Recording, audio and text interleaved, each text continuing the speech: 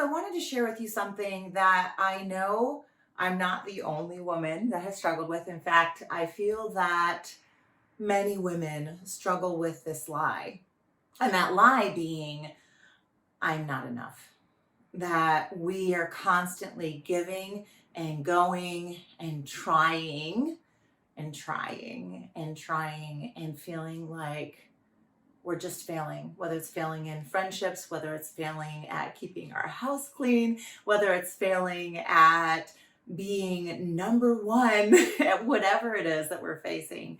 A lot of us, we struggle with that. Like you ever walk around your house cleaning or doing something or in the middle of some activity that triggers a memory, and all of a sudden you're going down this trail of memory that takes us to a point where we're questioning ourselves, right? And where we're saying, oh my gosh, like, why did you do that? Why did you say that? Or if you only you had said something differently, or if only you just kept your mouth shut, right? Or if only you were a little quieter, or if only you just let it out and were a little bit louder. I don't know if you've ever gone down that little bit of a rabbit trail, but I know it's something that over the years I have fought with. And that lie of I am not enough is one that for the past 8 years, God has been healing layer after layer after layer. I've described before in one of my blogs, I described that we have these layers of healings that we go through, right? I think it was maybe my blog on perfectionism. And I drew the spiral and I said, this is like our journey, right? We're down here, we hit rock bottom and we cry out to God. We're like, okay. And God starts taking us on this growth journey. So we're growing, we're growing, we're growing. And then we just kind of level out a little bit and we're feeling pretty good about where we're at. Then all of a sudden, bam, we're hit again. That lie, I'm not enough. And we struggle and we battle. I can't tell you how many times I cried to my husband. Why am I not enough? First, that first layer was to people that I knew. Like I wanted to be recognized. I wanted to be seen. I wanted to be loved. I wanted it so badly that I cared so much about what other people thought, right? That I'm not, and God drew me up and he started to heal me through crushing, right? We don't want to hear that. Crushing's hard, but through crushing, he started to heal me, right? And so I started to grow. And then it crashed again. And I felt like, oh my gosh, why am I here? I thought we had already done this. But what I didn't realize is I wasn't here. I was here. I was in a new place. And this is where God was healing me from my need to be recognized by the popular crowd and really wanting that recognition from them. Why do I need the recognition? To let me know I'm enough. Right? I remember crying, why am I not enough? And over the years, it's been all these layers. And like I asked myself, where does this I'm not enough come from? Right? In order to battle that lie, in order to overcome that lie, which for many of us has been a very big part of our life for as long as we can remember. In order to battle that, we have to know what's the root of this. Like, where does this even come from? And it can come from so many different areas. We have to search our own heart and ask God, Lord, can you root it out? Is that I'm not enough because like me, I had this loud, crazy personality and people would try to give me hints and I didn't take them. I was too much for people and I was rejected. And I was always asking that question, why am I not enough? There are others I know who were so quiet because they didn't want to rock the boat that maybe they were unseen. And then there's that question there again, why am I not enough? Or maybe we've been through hurts where we were not respected in ways that we should have been respected, emotionally, physically, just all gamut, right? And we weren't respected. And then it makes us ask that question, why am I not enough? You're not alone. I promise you. When you're crying, when you're angry, when you're frustrated with your lack of perfectionism, with your lack of being whatever it is that you're struggling with not being enough of, I think sometimes we're the ones who remind ourselves that we're not enough. Man, you should have done that differently. Man, next time you got to do this. Seriously, Michelle, get your act together. And part of battling that lie and part of healing from that is learning to recognize it and then learning simple steps we can take to overcome and to work towards overcoming. This is a deep-rooted lie that takes hard work and miracles and prayer and all that stuff to overcome, but it's totally possible. And the truth of it may be we may not overcome the very depths of it the day that we walk through the pearly gates, but the fact that we're working on it, the fact that we're taking those steps is huge. So one of the questions we have to ask, is why does it matter if we're enough, right? Why do we care? And part of the being enough is being loved, right? Because if we're enough, it means we're lovable. It means we're lovable. People love us. They want to be around us. They care about us. They're like, oh my gosh, it's so good to see you. Look at you and your enoughness, right? And so I think sometimes it's good to step back and see where that comes from, and when I did some research when I was writing my book, I was researching Maslow's hierarchy of human needs. You want to get to science, okay? So we're going to talk science for a second. When it comes to our needs as a human being, what we need, not what we desire, not what will be cool, but what we need. Can we say cool anymore? I'm not sure, but I'll ask my kids later. But the very base level is we have to breathe. We have to be able to eat all the things that we need physically, or we just die. The second level of our needs is, we need to have clothing. We need to have shelter. We need this stuff in order to survive. And then the third level of our needs, okay, is love and belonging. We need love and belonging, says science. Look in science books. They'll tell you need love and belonging. You read Brene Brown, you need love and belonging. What I love is when you look at then the scriptural and the theological, and then when you look at God, we know that we need love and belonging. We know that according to the word, according to the Bible, that God is love. If God is love and we need love and belonging, you put the 2 and 2 together, we need God. So part of that healing does come from building that relationship with God. So I'm going to give you a few tips that you can do, some things you can do, some steps you can take to start healing. Okay, these are some things that I did in my own life to start helping me to find healing, to see my enoughness in my God, and to just start battling those lies and start battling the interior struggle and anxiety that comes with it, right? So the first thing I'm going to tell you is, one, when we're stuck in that conversation in our heads where we're spiraling with memories and we're remembering all the things that we did wrong, or maybe we should have done this better, or just fueling that not enoughness by our own words that we say to ourselves, we need to when we recognize it, we need to stop the conversation. We need to stop the conversation. We need to close our eyes, take a good look at ourselves, pretend like you are your best friend and your best friend's talking to you that way. And remind yourself that that's not true.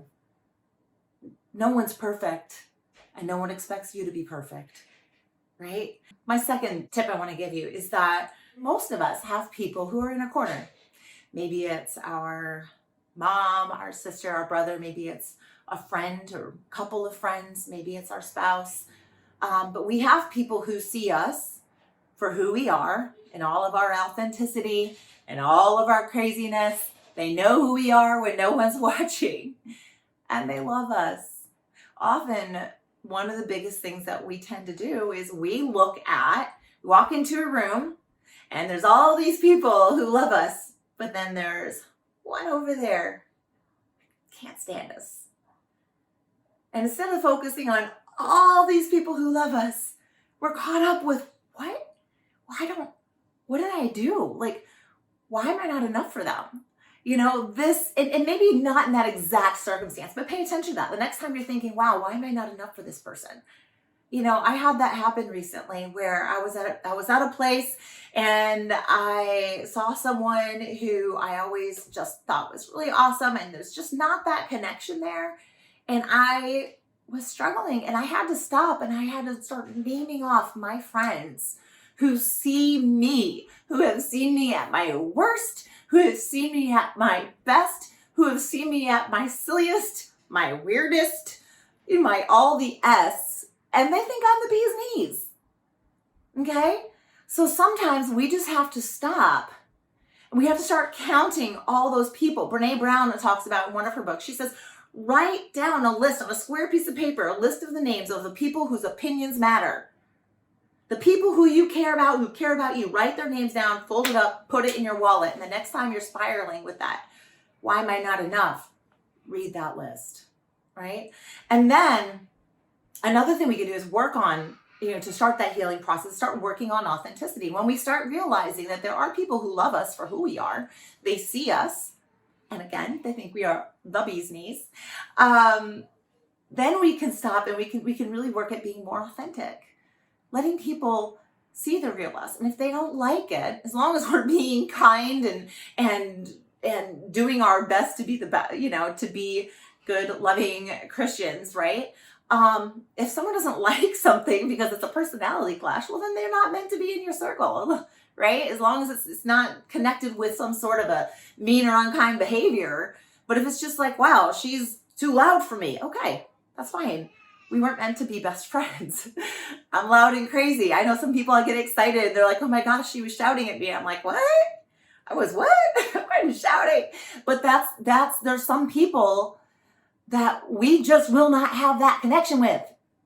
And we have to be okay with that. Or we need to grow to understand that, to find that interior healing. And part of that is allowing ourselves to be authentic, knowing who matters, and realizing that some people will actually be attracted to that. They're gonna be like, oh my gosh, look at her.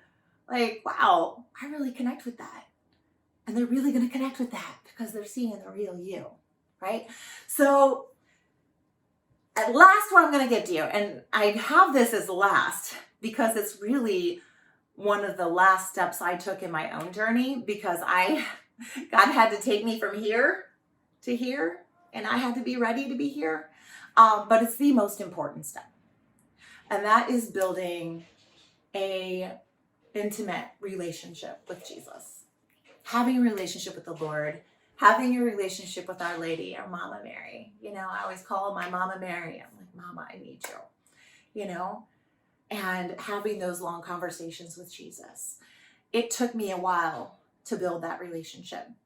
I went to the funeral of a mentor of mine, and at his funeral, I could just see him standing before the Lord and all the people's lives he impacted. And he had given me a book that was about teaching me how to pray, and I had never read it.